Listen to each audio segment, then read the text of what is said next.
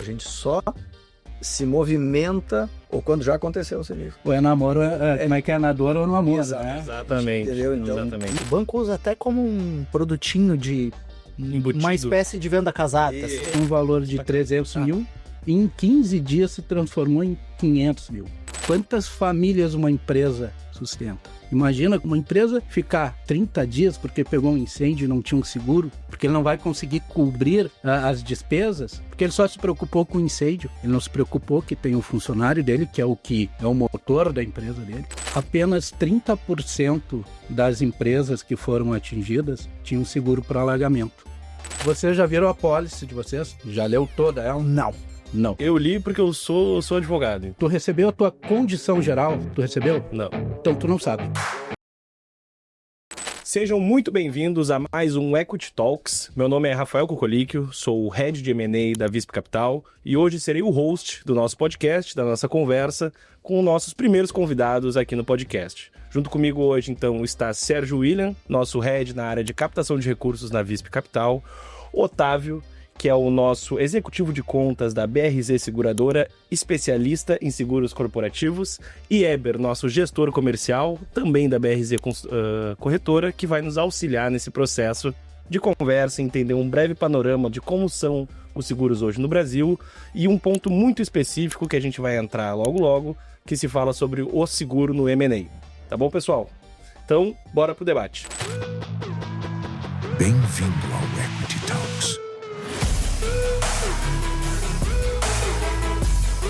Pessoal, para a gente começar, então, acho que seria bacana trazer também para o nosso espectador um breve panorama de como são os seguros no Brasil, tá? Então, não entrando apenas na parte do seguro em M&A, mas também nos seguros corporativos. Aquele seguro que qualquer empresa pode pegar e quais são os benefícios que esses seguros possuem dentro das empresas. Perfeito. Bom, em primeiro lugar, boa tarde aí, boa tarde, Rafael, boa tarde, Sérgio, boa tarde, Weber. Agradeço o convite em nome da BRZ, em meu nome. A gente vai falar então hoje um pouco sobre tudo, né, no mercado de seguros. Eu vou falar um pouquinho mais sobre o seguro no M&A, que eu acho que é importante aqui, né, a gente ter esse debate, mostrar como ele funciona e o quão ele é importante no processo do M&A, que a gente sabe que é muito longo, ele é difícil, ele é muito trabalhoso, tá? Então eu vou falar um pouquinho mais sobre isso. E eu acho que agora o nosso gestor Eber, ele consegue falar um pouquinho melhor, né, sobre o seguro corporativo nas empresas, quais são os tipos de seguros que a gente pode oferecer, e são muitos, são importantes. As empresas elas se sentem mais protegidas e muitas vezes elas nem se dão conta de que estão correndo um risco, porque não foi dito isso a elas. Então é interessante a gente ter esse olhar, né, de um especialista em seguros para elas conseguirem dizer, olha, isso realmente, eu estava tendo esse risco e eu não me dei conta. Eu podia ter esse seguro aqui, ele não é tão custoso do que iria me sair se acontecesse um sinistro. Então acho que seria interessante o Weber fazer esse breve panorama e depois a gente se detém um pouquinho mais no M&A. Bacana. Ótimo. Primeiramente, obrigado pelo convite. Boa tarde, Rafael. Boa tarde, Sérgio. Sérgio, né? Não vou, tá lá. Desculpe, pessoal, que eu tenho um pouquinho de dificuldade com o nome, tá? Então eu vou relacionando algumas coisas. Bom, primeiramente, o meu nome é Eber, né? Fioravante, lá do Alegrete. Tenho 14 anos no mercado segurador. Eu sou um guri, como a gente diz aqui. O Otávio, né, quando a gente captou ele também lá no mercado financeiro e trouxemos para a corretora, a gente falava para ele, o cara mais novo que tu vai ver no ramo aqui, praticamente sou eu com 14 anos de mercado. O resto é com 20, 30, 40 anos. Para te ter uma noção o que é esse mercado, que é apaixonante esse mercado. E vou falando um pouquinho do mercado empresarial, corporativo, né? O seguro, bem como o Otávio falou, ele é muito amplo, né? Hoje a gente consegue praticamente segurar qualquer coisa, né? Vai desde uma barraquinha, né, até uma indústria, uma né? Uma plataforma, tudo é possível segurar, né? Tudo é possível mensurar. E também os riscos não tangíveis, né? E aí o risco de responsabilidade civil, os riscos de garantias, né? Mas hoje o mais utilizado é o risco no empresarial, que é o predial, né? O famoso seguro incêndio, né?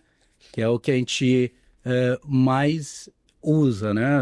Na corretora lá de seguido, faz aí o seguro de incêndio, e a pessoa acaba perdendo, né, a noção do quanto risco ele tem dentro, focando só no incêndio. A corretora, ela tem por costume, né, a gente analisar exatamente qual é a tua função, o que a tua empresa faz. Né? A gente entra para dentro da empresa, né, e começa a analisar os principais riscos. Quem são teus clientes, quem são teus mercados, para que a gente possa mensurar esse risco. Então, ele é muito amplo. Né? Eu posso pegar seguro só para imobiliária, tem uma característica, seguro para a própria corretora de seguros, né? Que tem uma outra característica. Então, ele é bem amplo. Hoje, o mercado brasileiro ele já está bem desenvolvido nessa área. Claro, falando um pouco mais na área de predial, né? A gente tem muita coisa ainda a desenvolver na questão de garantia, o próprio seguro, mais da parte financeira mesmo, da parte de responsabilidade civil e das garantias até hoje que está muito procurado, que são as garantias judiciais, trabalhistas, né? Então, aproveitando esse teu gancho até para trazer aqui para quem está nos escutando, num sentido até para o pessoal entender hoje, porque o seguro geralmente digamos assim, dentro até do mercado de capitais que a gente vê muito, né? A gente está falando de um produto trabalhado também com um perfil um pouco mais conservador, para quem procura de vez em quando, não sabe como guardar um dinheiro, não sabe como ter essa reserva, não sabe a utilização real que o seguro pode trazer de benefício. O que tu entende hoje como produto de prateleira do seguro, que é aquele que roda mais, que é o cara que bate lá, e qual é o seguro que tu entende, qual é o pacote, o produto que vocês levam, que o cara que tem um pouco mais de consciência, o cara que pensa em estratégia, o cara que quer utilizar esse produto como algo para ele crescer, como futuro. Tu consegue elencar para nós, assim, produto de entrada, produto mais estratégico para o cara que tem mais consciência? Sim. Então, hoje o produto, hoje eu diria assim, o banco faz muito bem esse produto de entrada que tu Sim, que é o produto de prateleira, né? Exatamente. Tá? Que é a gente vai ali no escritório, o que ele quer? Ele quer pagar o menos possível e ele não está preocupado se realmente ele vai ter a garantia, né, se o incêndio vai cobrir tudo ali. Muitas vezes ele nem está atento no caso, se ele é inquilino ou proprietário. Porque o seguro eu vou pagar sempre o proprietário, se eu não colocar a parte do inquilino, do beneficiário. Né? Então, esse é um perfil que a gente tem muito, né? Que os bancos dominam muito bem essa área. Né? Chego aqui, ele vai tomar um dinheiro no banco e o banco pede a contrapartida e te dá, paga R$1.000 aqui no teu seguro, e ele muito nem sabe. Grande parte das empresas tem isso. A gente tem um mercado muito bom a trabalhar aí e a gente trabalha muito bem. O banco usa até como um produtinho de embutido. Uma espécie de venda casada. Assim. Exatamente. Mas até eu queria aproveitar um pouquinho até para entrar um pouquinho, já que a gente está falando do mercado de capitais e do mercado de negócios e corporativo. Tu comentou, né, que normalmente o pessoal é muito conservador, né, e o pessoal diz, olha, eu quero reter o máximo que puder de dinheiro, eu quero me prevenir, tá? Quer ver um exemplo de prevenção de caixa, prevenção de faturamento, é no agronegócio, tá? O agronegócio hoje, ele depende, não é muito, ele depende totalmente da safra, tá? Ele depende totalmente do que ele colhe, e aí depois, claro, né, nós estamos falando de empresas grandes, verticalizadas, elas têm todo o resto do processo. Mas se tu não tiver um seguro hoje no agro para a safra, qualquer evento climático te derruba um ciclo inteiro. O que o nosso estado acabou de passar aí um ano, 2 anos Exatamente. atrás, né? Agora, 4 dias atrás, ali na serra, um granizo desmanchou todas as plantações ali de uva, de mirtilo, do que for. Existe seguro para isso. Aí tu imagina aquele cliente que é super conservador, que guarda o dinheiro dele, ele recebe o dinheiro, guarda no banco, e por não fazer um seguro, que é um seguro do agro, que é super simples de fazer, ele perde uma safra inteira. E aí ele vai ter problema para pagar fornecedor, para pagar cimenteira, para pagar funcionário. Então, tu destrói todo o ciclo, todo o fluxo de caixa de um ano pela questão de um seguro. E Que eu no vejo- momento, às vezes, do orçamento, no orçamento dele lá ele coloca, eu vou gastar tanto em semente, eu vou gastar tanto em diesel, eu vou gastar E tanto... será que o cara faz o orçamento? Muitos fazem, mas colocam o seguro como última linha. Na última linha eles Eles colocam seguro. Como se sobrar, se sobrar, vai. E na realidade teria que ser o primeiro. Exatamente. Primeira, quando a gente compra um carro, o que a gente pensa na primeira coisa? Todo mundo diz isso, né? Eu comprar um carro, eu não saio da concessionária antes de fazer o seguro. sabe Até que eles já que- têm a corretora lá dentro. Mas o resto não pensa. Então a gente tem que conscientizar muito. De novo, os grandes bancos fazem isso. Porque eles têm acesso rápido ali ao agricultor, ou ao próprio, né, o cliente grande do agronegócio. Mas, e eu não estou criticando os bancos, mas quando tu faz um trabalho um pouquinho mais elaborado, tu consegue fazer um seguro muito melhor. A gente consegue trabalhar melhor, a acho gente que vai- sentar com o cliente, entender a necessidade dele. Acho que vai muito do nível de consciência também, né, do cliente. Às vezes a gente fala, né, que a experiência traz isso, né, traz essa visão de futuro muitas vezes. Muito. Então eu imagino que pelo nível de consciência, às vezes, do cliente que está contratando um seguro, por exemplo, para o agronegócio, ele pode já ter passado por isso, Uhum. ou soube de alguém que passou e pensou, cara, tem que me prevenir. Eu não posso ficar refém de algo que eu não consigo prever. Então, o seguro é o melhor caminho para isso. E aí a gente entra, mas aí a gente está falando de um processo reativo, e não proativo. Então, o que tem que se hoje conversar com o mundo corporativo, né, é ser proativo.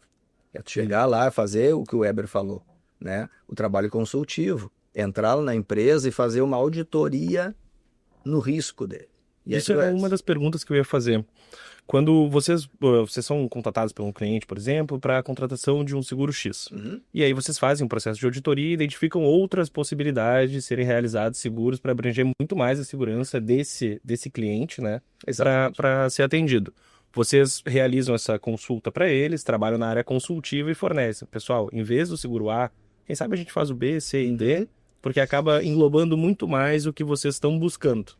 Isso acontece bastante na BRZ. Exatamente, é um trabalho que a gente busca fazer, que a gente está modelando, que a gente, né, o Weber acompanha muito isso, porque tu tem que ensinar o cliente a entender isso. Porque senão eles ficam ligando para um monte de corretora, ver qual é o mais barato para o seguro que ele quer, e acabou. E eu acho que Então esse trabalho aí, pode falar. pegando esse gancho que o Otávio falou, ensinar, né?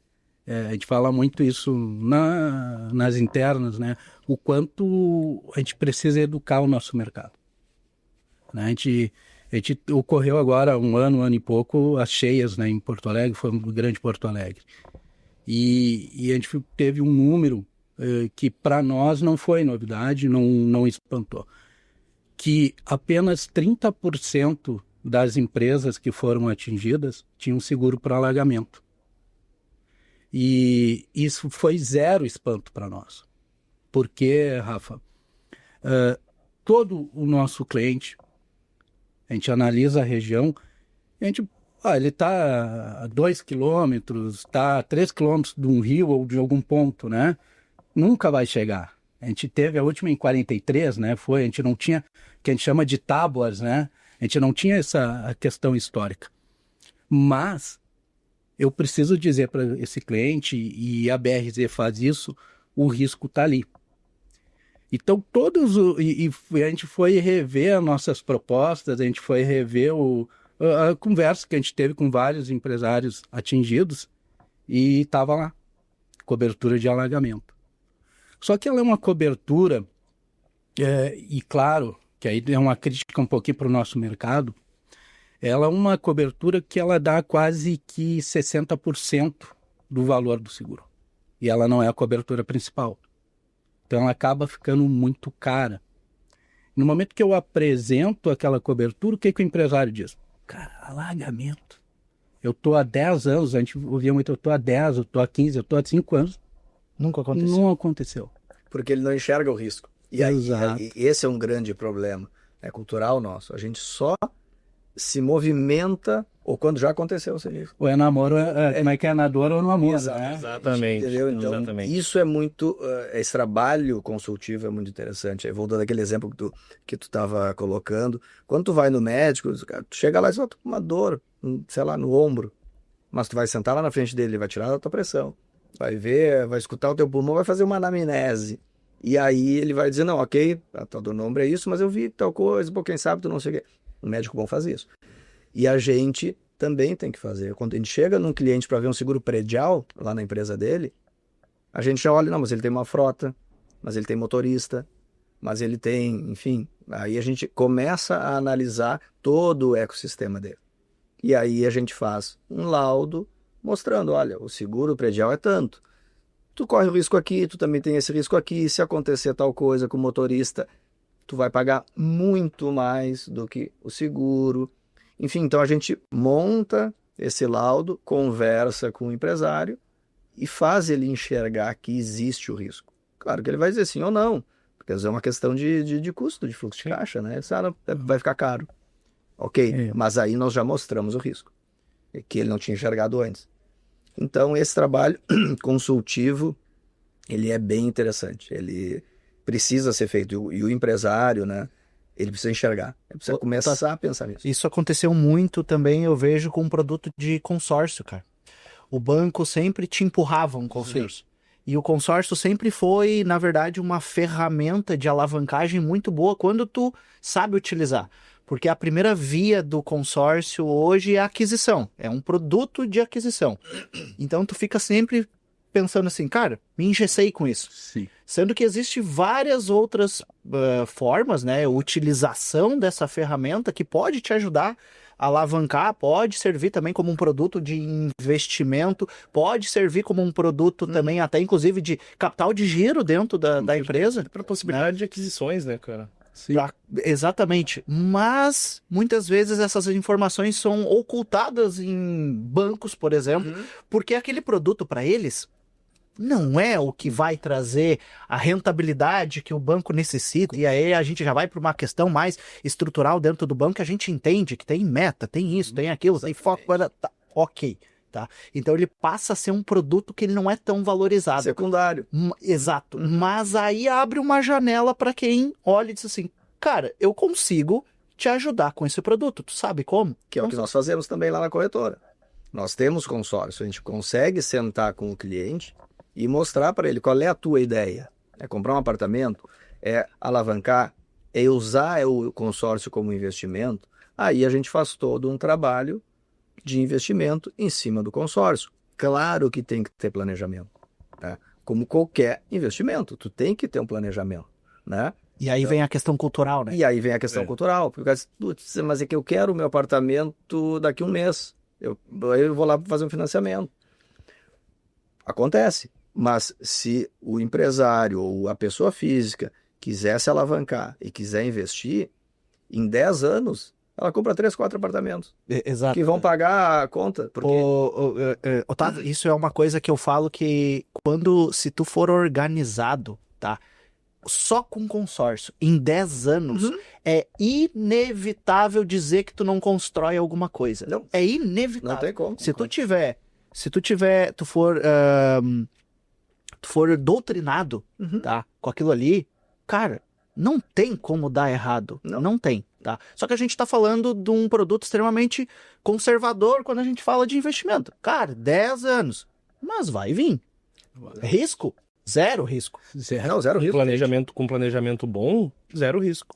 Tu consegue tirar do papel todo o teu plano de alavancagem. Exatamente. E a gente não está falando de grandes fortunas ou de gente que ganha muito bem.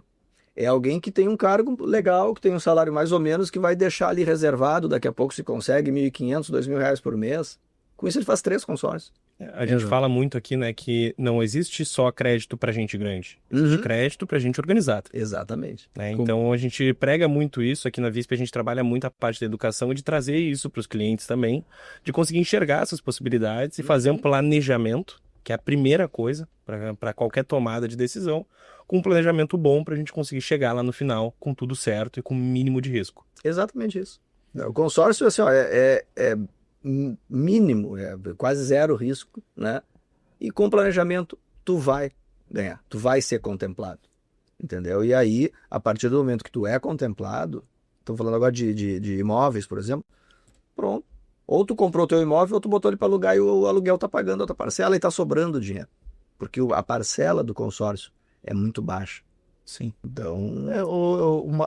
Uma pesquisa que eu fiz uma vez, que o custo total do consórcio gira em torno de 0,6, 0,5 ao mês, levando em consideração a taxa de administração. Não, é bem menor. É o ano, tá? É o ano? É o ano. Sim, olha aqui, ó. É o ano. Eu já te... Então, por isso que eu digo, não existe... Ele adora fazer cálculo. Não existe dinheiro mais barato. Não, estou falando de não existe dinheiro mais barato. 0,25 ao ano. A gente tem Ao mês, desculpa. 0,25 ao mês, 0,15 ao mês. Então, não é 0,6, é um terço disso. Aí é... Sérgio, tu sabe que o consórcio não é a minha área. Conheço, sei como é que funciona tudo. E aconteceu na corretora agora, questão de 3 semanas atrás, e aí falando bem leigo, né? A pessoa tinha um valor de 300 mil, e em 15 dias se transformou em 500 mil. Né, Otávio? A gente fez todo um planejamento, uma estrutura, o Otávio colocou alguns cenários, né? E em 15 dias ele foi contemplado. E aí foi o que eu disse, sendo leigo, cara, eu tenho 300 mil. Em 15 dias, eu tinha 500 mil no frente, né? Com 500 mil, eu disse, cara, onde que eu vou conseguir isso? Com uma taxa, né? Com um valor muito barato. Então, o consórcio, ele traz isso. E é uma ferramenta, hoje, na BRZ, que ela entrou um pouco tarde para nós, né? Dentro da nossa... Porque... e aí contar um pouquinho a história da BRZ que começou há 14 anos atrás, né? A gente veio de benefício, e benefício em seguros a gente está falando de vida. Então a gente veio de ideia de atuários, né, que tinham uma visão de mercado consultivo, e então assim a gente surgiu. Depois veio aparecendo o alto, por relacionamento.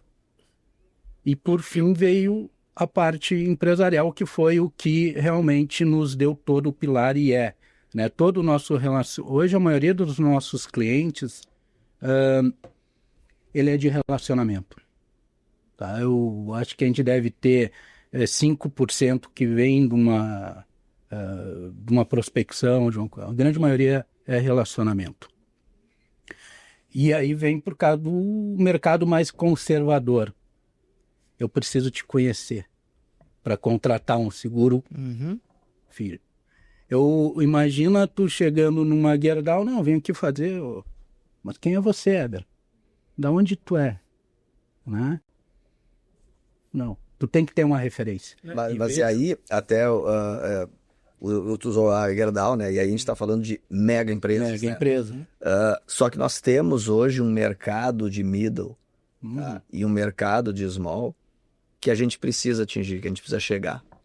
E esse mercado, ele está um pouco navegando meio que sozinho. Eles, não é que eles não usem consórcio para investimento ou para se alavancar, não é que eles não façam seguros, mas eles não têm um trabalho um pouco mais consultivo, como a gente falou.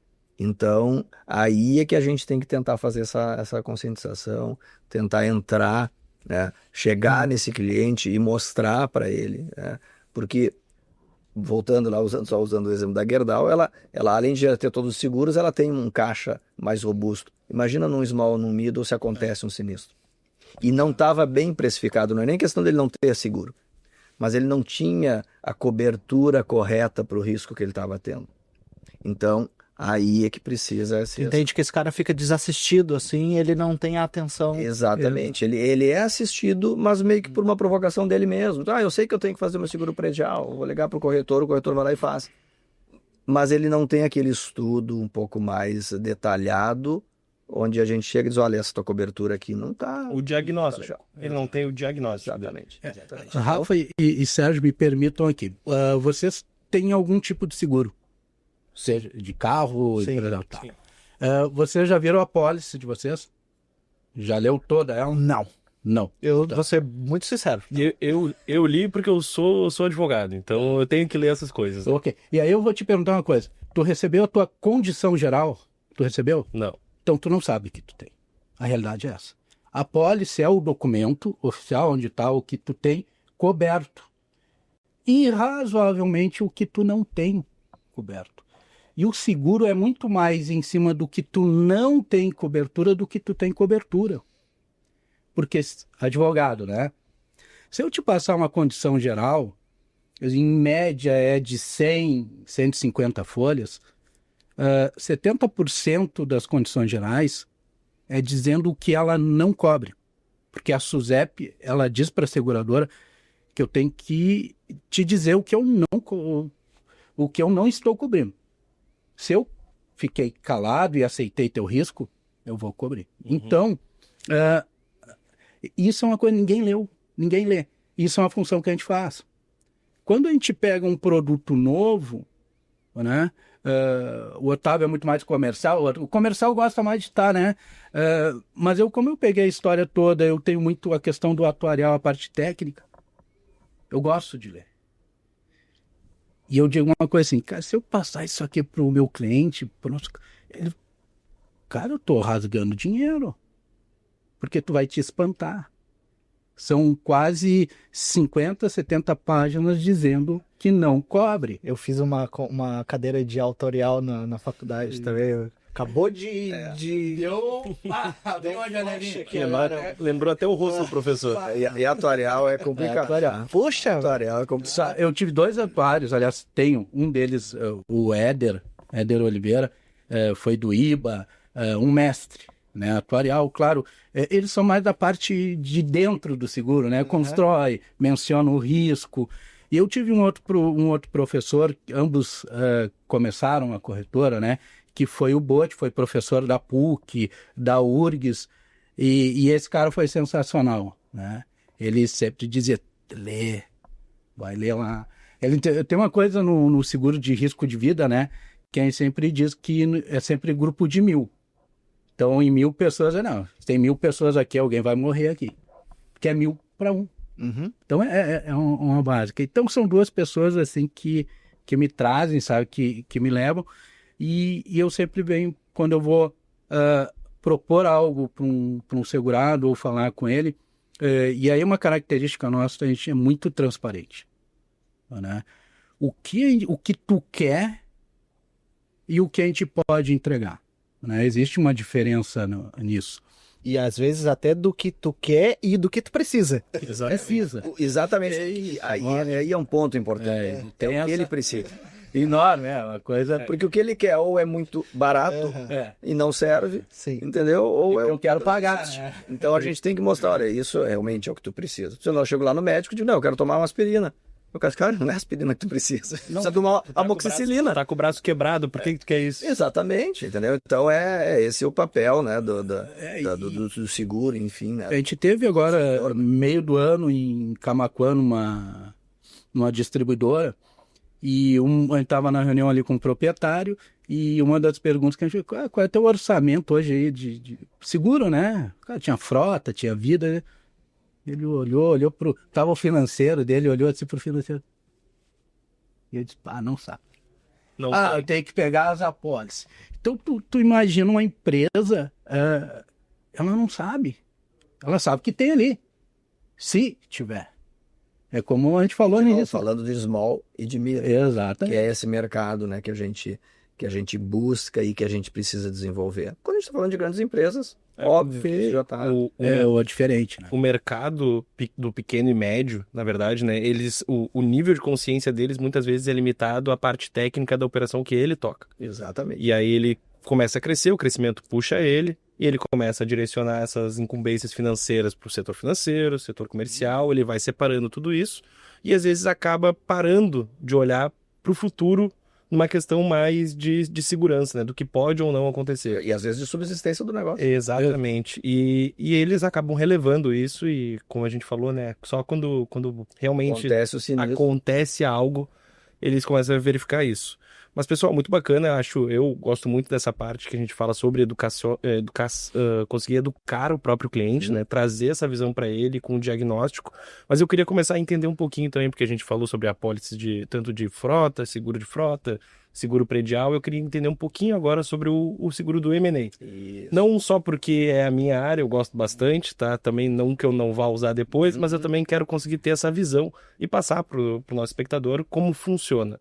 Então, acredito que seja um pouco diferente dos seguros comuns, né? Sim. Então, eu queria entender inicialmente o que é o seguro de M&A, tá? E por que ele é diferente de um seguro empresarial comum. E esse deve ser o puro estratégico que eu comentei antes lá no início. Exatamente. Porque o que acontece no M&A, né? Vocês sabem melhor do que ninguém, né? Eu também trabalhei com M&A durante um tempo, né? E eu falei no início, o M&A ele é muito complexo. Todo o processo de M&A, né? Então, não sei se você sabe o que quer dizer M&A. Acho que eu já fiz essa brincadeira, né? Se eu não me engano, quem fez essa brincadeira foi o professor Securato, lá em St. Paul's. Eu não quero me enganar, mas acho que foi ele, que M&A quer dizer Misery and Agony, não é Mergers and Acquisitions, porque é muito difícil de trabalhar, ele é muito complicado, tá? Então, o que acontece? Por mais que a gente trabalhe e faça uma ótima due diligence, toda a parte jurídica, toda a parte tributária, trabalhista, de auditoria contábil, todo o M&A, ele passa por todo esse trabalho e por todo esse processo. Só que o que acontece? Não tem como a gente enxergar tudo.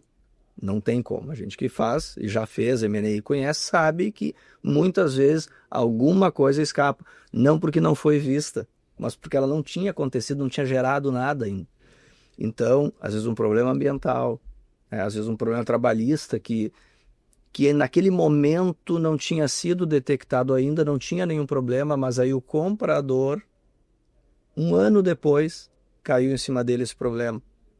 E aí o que acontece cair agora? Né? Então, aí, para isso está o seguro do M&A. Tá? Tributário protege também, Otávio? Protege para problemas tributários. Tá? O que ele não protege, o seguro, é para o não pagamento do comprador. Porque muitas vezes o pessoal fala, que legal, fechou todas, porque agora... Cara, eu não vou querer o teu seguro.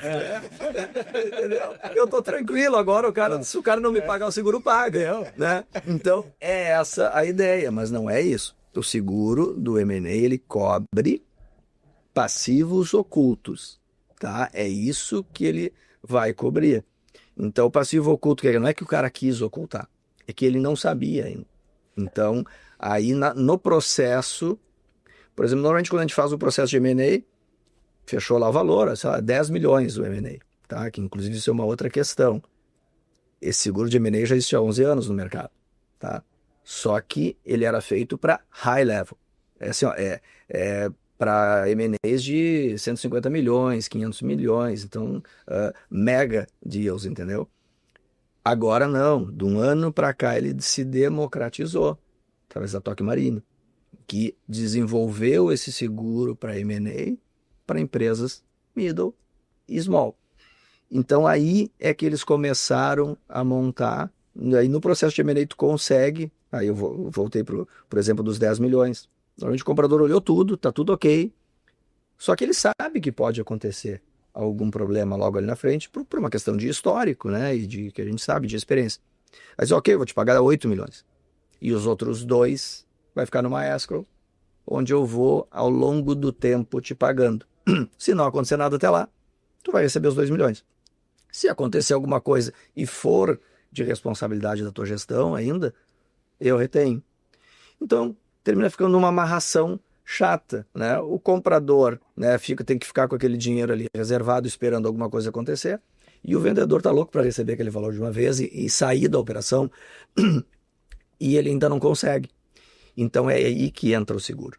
É aí que a gente faz. Porque aí a gente vai dizer assim, olha, o deal é de 10 milhões, nós vamos fazer um seguro aqui de tanto, o valor da cobertura é tanto, e aí está todo mundo tranquilo em relação a isso. Um ponto, tu comentou que ele faz o seguro com relação às contingências ocultas. Localizado em due diligence, que, por exemplo, tem um processo trabalhista de tantos milhões que pode acontecer, que já está em trâmite e que o risco de materialização é alto, por exemplo, o seguro não pegaria? Não pega, ótima pergunta, porque aí não pega. Porque ele já foi detectado, ou seja, o sinistro já vai acontecer. Isso é uma coisa que o Weber explica muito bem. Já sabe que vai acontecer. Então, não é mais algo que ninguém viu ou que não. Então, o seguro não faz isso. Se eu digo pro seguro que eu vou pegar o meu carro e vou andar 180 na freeway, um dia de chuva, de noite, diz, não, ok, tu não pode eu já assumir sei o que risco. vai dar uma porcaria. Então, acho que para resolver a dor de mercado, na verdade, ele é muito mais voltado para o comprador. É voltado para o comprador, mas o vendedor também tem essa tranquilidade de que ele não vai se incomodar logo ali no futuro, que o cara não vai reclamar para ele, né? Não vai abrir uma reclamatória, não vai ficar com o valor retido. Então ele está tranquilo, diz, olha, a minha parte eu já fiz, nós abrimos todas as contas, nós olhamos todos os riscos que a gente pode ver, e além de tudo aqui tem um seguro, onde se acontecer alguma coisa, vocês estão cobertos, mas a partir de agora eu estou fora. Não, legal. Porque o que eu vejo nessa possibilidade, né? Muitas vezes quando a gente traz um investidor estrangeiro, sabe como é o arcabouço brasileiro, né? Investir aqui, conseguir empreender aqui é sempre uma... Tem que ser corajoso. Tem que ser corajoso. É uma dificuldade imensa. E muitas vezes eles não entendem a própria legislação aqui como funciona, né? O que podem ser esses passivos ocultos. Então eu até imagino que para um investidor, quando a gente traz um investidor de fora e para ele conseguir aportar esse valor e fazer uma aquisição ou completa ou parcial de uma operação, ter o seguro facilitaria muito esse ingresso dele, né? Com certeza, fica muito mais atrativo, né? Porque a gente está falando do risco e todo, né? Se perder todo o risco dessa operação. Então, e linkando até com isso, Otávio, pensando nesse risco, pensando nessa situação de atrair esse capital, por exemplo, assim, para eu poder fazer uma venda segura, né? Ter essa compra segura.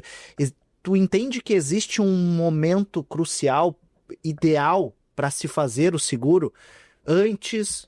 Se me possibilita, cara, eu penso em vender daqui a 2 anos, 3 anos, ou eu já estou com um plano, talvez, de fazer aquisições daqui a 1 ano. Cara, já quero começar a me programar agora. Tá. Existe um momento anterior ou não? No momento é só, cara, agora tô com o deal na mesa, preciso fazer. Exatamente, porque é onde começa a ser feita a análise, né, onde começa a due diligence, é o momento que os dois, né, os dois lados da mesa vão dizer, olha, nós vamos ter um seguro. Ou o comprador vai dizer, olha, eu vou fazer esse trabalho e eu vou colocar um seguro. Tu vai ficar tranquilo, porque além de tudo, eu vou colocar um seguro. Ou o vendedor, olha, eu quero fazer essa compra, mas eu quero um seguro. No momento que começa a ser feita a due diligence, a própria due diligence vai servir de material para o seguro olhar, entendeu? Porque senão o seguro não consegue fazer. É aquela coisa, eu estou pensando em comprar um carro daqui a 2 anos. Vou ligar para o seguro. O seguro está perfeito.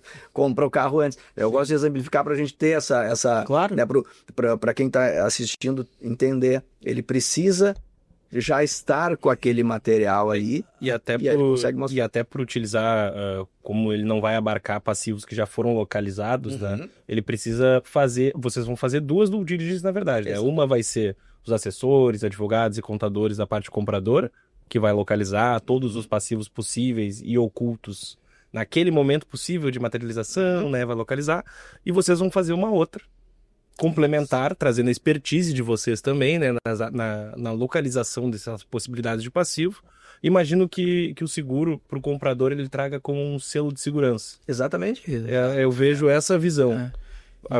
Para tirar o entrave do cara, e se acontecer? Se acontecer, nós temos o seguro. Como eu digo, é eu comprando teu risco. Tá? É como tu disse, não é minha área, né? Eu não sou... Eu, no seguro, eu vou muito bem tranquilo. Quando foge um pouquinho, que eu digo, vai para a área do direito, parte financeira, aí eu deixo para quem entende, né? Mas quando vem para a área do seguro, eu preciso mensurar o risco. Então, quando começa a negociar, eu digo, me passa aqui a documentação, e é bem que todo mundo já olhou. Não, mas eu já olhei, ele já olhou. Não, me passa aqui. Vai para uma área onde a gente vai mensurar esse risco. Qual é a possibilidade da gente não ter visto algo aqui? Existe. Qual é esse percentual e qual é nesse risco, né? Em cima disso, eu vou entregar o valor do prêmio, né? O valor do prêmio é o que vai ser pago pelo aquele, para que eu possa dar a segurança, né? Ou comprar o teu risco, né? Porque é algo, eu sei que pode acontecer, mas eu não sei quando, que é um dos princípios que eu tenho que ter no seguro. Se eu conseguir responder essa pergunta com sim, isso pode acontecer? Pode. Quando? Não sei. Então, ok, posso fazer. Mas diz para grávida, né, para invalidez permanente ou parcial, né, eu posso fazer um seguro que durante a gravidez ela vai ficar... Não, porque eu sei que tu pode ficar grávida, mas tu pode determinar aquele risco. Então, até eu poderia, tecnicamente eu poderia fazer, mas será que o mercado conseguiria pagar esse seguro? Né? Então, é mais ou menos só para fazer uma ponte, assim. Então, é bem específico isso, né? Porque já estando, né, feita a due diligence, a auditoria, né, a gente sabe que... Porque o que a seguradora vai pensar lá? Olha, o vendedor já fez o máximo lá, porque ele não quer, né, comprar alguma coisa que tenha problema. Então, me mostra que tu já olhou, eu vou olhar, vou revisar, ok, né? Aí vai ser estipulado o valor da cobertura, porque ele vai dizer, olha, a minha cobertura é de 20% do valor do deal. Eu quero cobrir dos meus 10 milhões, eu quero 2 milhões, quero ficar coberto. De que eu imagino que se der um problema, eu consigo né, inclusive com despesa jurídica e tudo. E aí, em cima disso, vai vir o prêmio. Então, dificilmente, pode acontecer, claro, a seguradora vai lá e vai fazer outra due diligence. Ela não vai fazer. Ela provavelmente, olhando a documentação, estando ok, ela pode pedir alguma coisa ou outra a mais, mas ela já... Partindo do pressuposto que a due diligence que foi feita foi...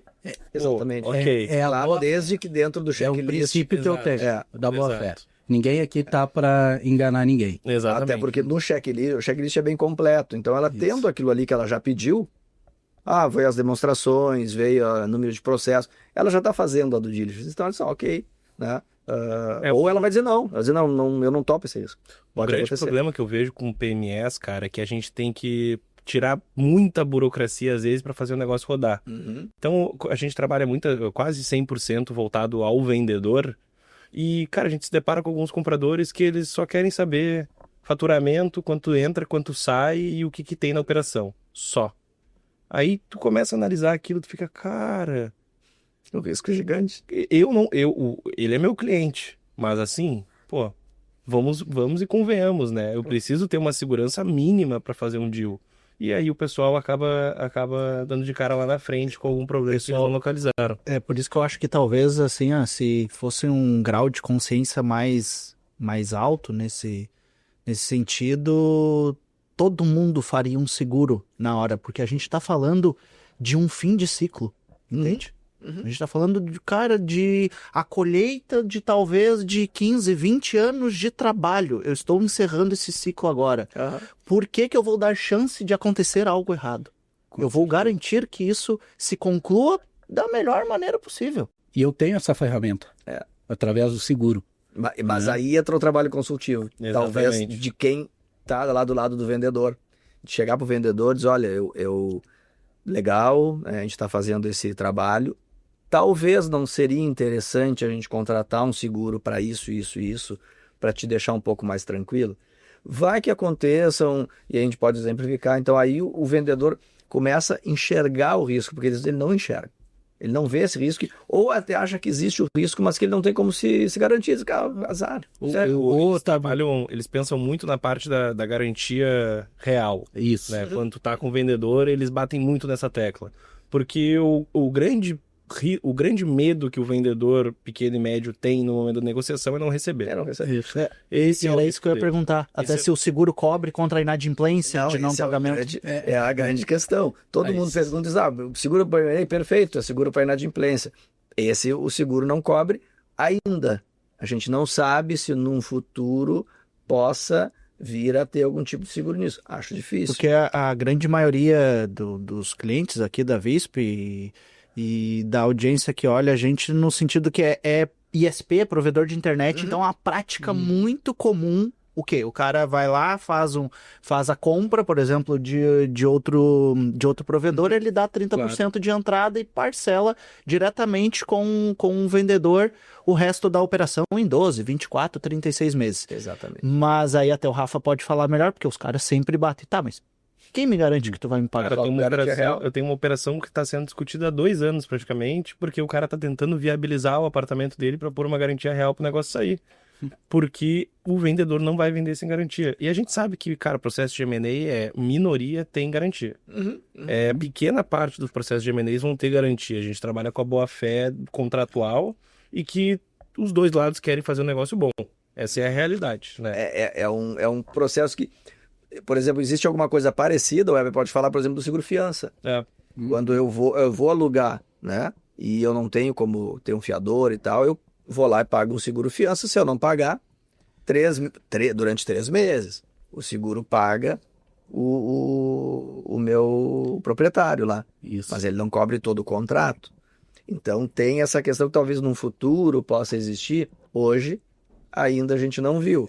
Né? Até porque a gente está com um seguro que está há 11 anos no mercado. Praticamente a gente não tem estatística bem formada, né? É diferente eu pegar um mercado americano que esse seguro faz parte da operação. Isso, eu ia comentar até que, se não me engano, nos Estados Unidos, pela parte norte-americana e pela parte da Europa também, Private Equity e Venture Capital é obrigatório a contratação. Dificilmente um Private Equity vai fazer uma operação se não tiver seguro. E vocês imaginam que daqui 10, 15 anos no Brasil isso pode vir a ser obrigatório? Porque eu imagino que também o próprio seguro em operações de M&A pode vir a substituir as contas escrow.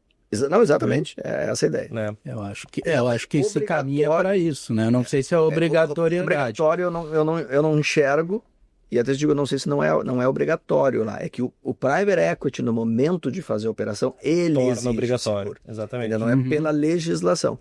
Então, o que pode ir acontecendo, e nos grandes deals isso já vem, é o fundo dizer, olha, eu não compro se não tiver um seguro.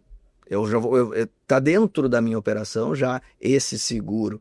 Então, a tendência é isso vir acontecendo. Só que ele sempre vem dos grandes deals para os menores, entendeu? Então, isso com certeza vai acontecer. Porque se eu fosse um comprador, é uma coisa que eu dizer, ok, eu quero comprar, só que no mínimo esse seguro eu quero. Vocês acham que vai passar isso é uma coisa que dentro da minha área de captação de recursos ali, quando a gente está passando ainda mais por um momento de taxas, né? Taxa Selic nunca teve no patamar que nem tá agora, mas então a garantia real, a garantia para eu buscar um dinheiro no mercado acaba sendo algo inevitável quando tu bate em banco, bate em fundos, tá? Vocês entendem que talvez se eu sou um cara que eu me organizei, eu tenho um seguro de vida lá que eu venho pagando a tempo, que eu venho daqui a pouco pagando outro tipo de reserva através de um produto de seguro, de um consórcio. Vocês acham que talvez isso pode virar em algum momento algo para se colocar em garantia numa operação para eu captar, ou vocês acham que isso fica muito preso num sentido somente com a pessoa, somente com a empresa, que aquilo não é tão tangível do outro lado para me garantir que eu possa me endividar, e aí se eu precisar resgatar, se eu precisar... Por exemplo, eu vejo o VGBL, essas modalidades assim que já é busca de capital de terceiro, onde eles conseguem locar esse dinheiro para pagamentos, enfim, né? Então, eu queria ter a visão de vocês com relação a isso, e aqui mais opinião própria de vocês, né? Teria que pensar um pouco. Eu não sei se entraria muito nesse conceito aí, tá? Eu ainda não consigo enxergar claramente isso, tá? Servir como uma garantia, assim. Porque vocês concordam que talvez isso atrairia mais o cara, talvez, em buscar um produto assim, do que... Porque eu acho que o mercado fica muito preso no conservadorismo e dizer, cara, se tu não tiver uma casa, eu não quero. Sim. Tá, mas qual é a garantia? Cara, um prédio, coisa... Se não for algo que eu possa aqui chegar, encostar e olhar, não, existe, realmente. O problema é que hoje a gente não tem essa garantia real. A gente não tem nada que substitua essa garantia real. Tô falando do mercado de M&A, tá? Que é o caso de... Antigamente os caras falavam em carta fiança de banco, esse tipo de coisa. Isso não existe, é difícil, né? Tu passar isso para um... Até no mercado lá fora, até às vezes eles vão comprar uma empresa, eles têm uma carta garantia lá de um banco gigante. Ou até uma apólice, né? A gente via muito em filme isso, né? Eu dei a minha apólice de seguro de vida como garantia na minha casa. Mas a questão de banco, isso, né? É que nos Estados Unidos a gente está falando de um mercado totalmente que está há 20, 30 anos na nossa frente, né? Existe a possibilidade, e aí estão falando numa casa, alguma coisa, tu pegar o teu seguro de vida e dar como garantia, né? Sai o teu beneficiário e entra a pessoa jurídica ou a coisa, isso é flexível lá. Qualquer coisa o cara te mata e recebe. Tá ali. Não vamos entrar no, né? Mas no Brasil não permite, a lei não permite isso, e até seria uma evolução muito grande, né? Mas lá, para te ver o nível de amadurecimento do mercado, né? E aí, for para o mercado europeu, aí tem um outro mercado bem maduro, mercado japonês também, né?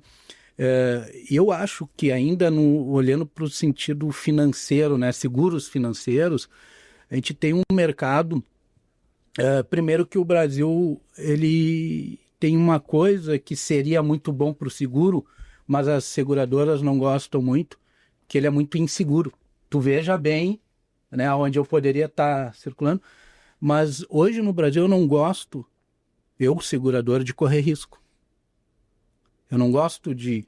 E aí eu, né, usando o mercado assim, eu não gosto de entrar em algo que eu não sei o que pode acontecer. Eu preciso...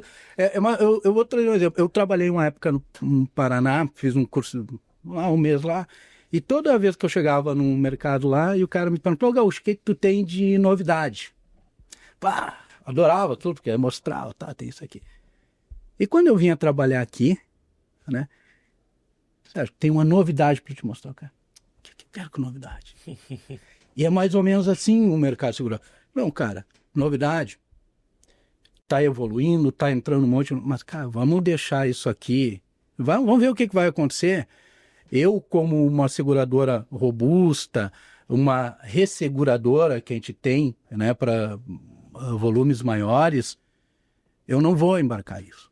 Deixa para essas empresas que estão querendo o risco.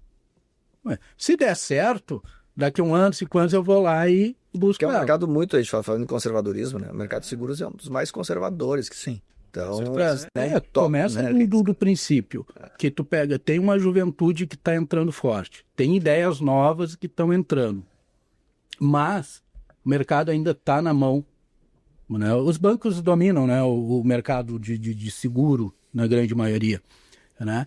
Então tu tá na mão de dinossauros, de gente... Eu trabalhei um tempo dentro do Bradesco, né? A gente chamava que o Bradesco é um Titanic. Para qualquer coisa que eu precise fazer, cara, eu levo meio ano para movimentar. A burocracia? Muita. E não só isso, né? Eles precisam enxergar muito o benefício disso, porque senão não vale a pena se mexer. Entendeu? Então, talvez, né? Voltando ali à tua pergunta, talvez isso ainda...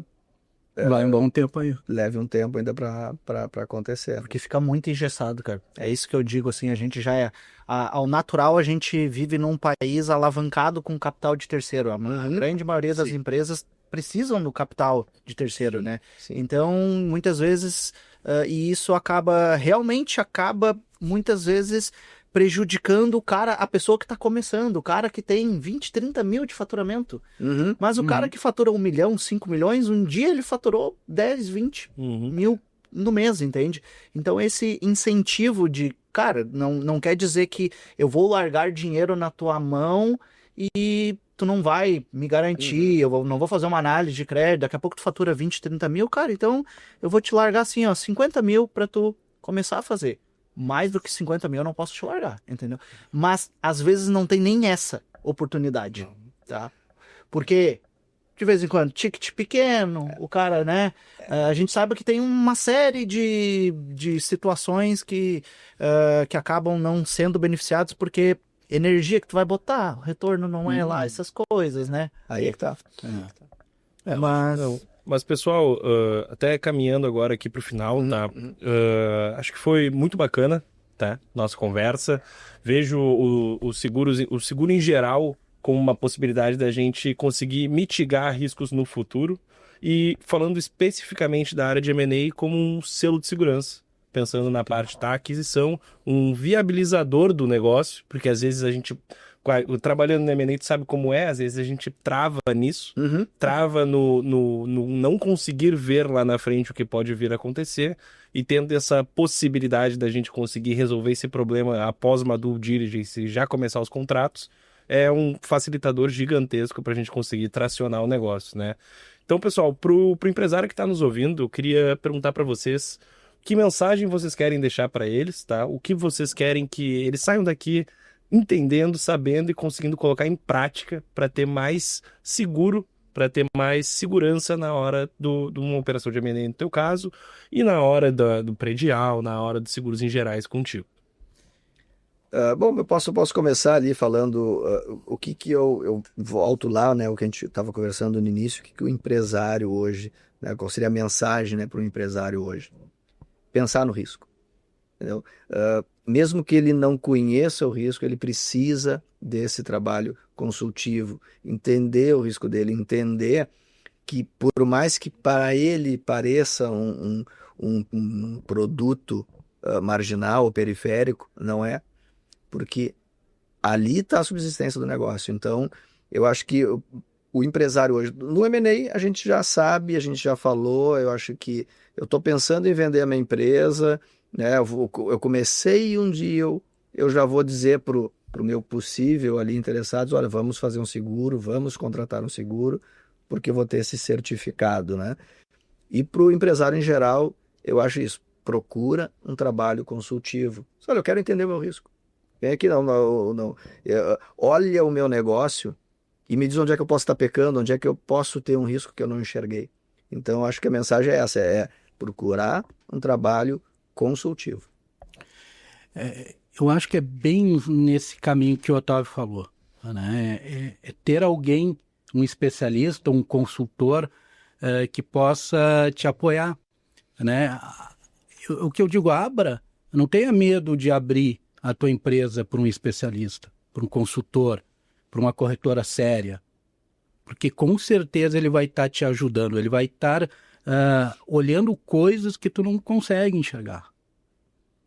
A grande função, e é o meu propósito e o propósito da empresa, a gente é um canal.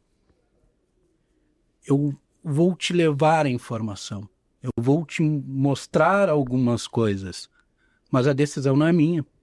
A decisão sempre vai ser do empresário. Então, a grande dica que eu daria e traria desse tempo todo que eu venho nesse mercado é que não tenha medo de abrir a sua empresa. Muitas vezes a gente sabe que não dá dentro do orçamento. Também entra dentro do nosso escopo, tentar ajustar, né? Porque a gente entende que ali, às vezes, está o sonho de uma vida inteira. A gente não está falando, às vezes, só de uma família, né?